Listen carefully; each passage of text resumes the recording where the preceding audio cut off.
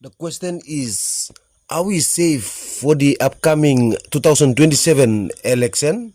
Welcome to the National FM 100 Talkback Show. Good morning to you, wherever you're tuning in from.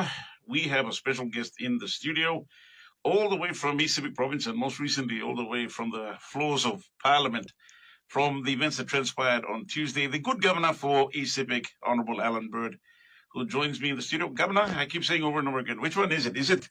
Is it the governor, or is it the provincial member, or is it regional member? Me foul. Which one's that? Well, the writ's a provincial member. In Parliament, I'm a provincial member.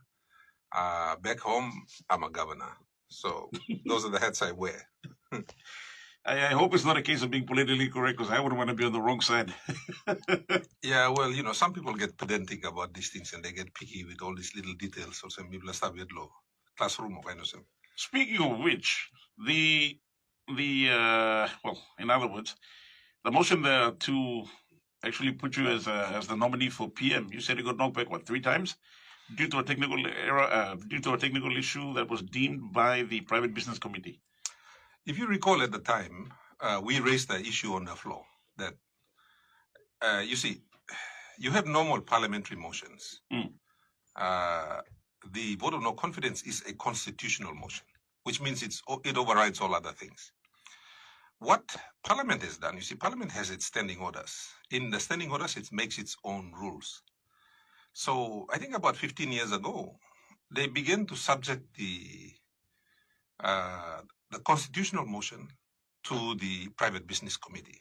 And they did that by amending the standing orders. You see, when the Constitution was written and the bonk was put in there, yes, it wasn't subject to the standing orders. But parliamentarians, being the way they are, parliamentarians, like, if you have very power-hungry, very evil members of parliament, they look for ways to bend the rules and, in fact, many times break the rules as well.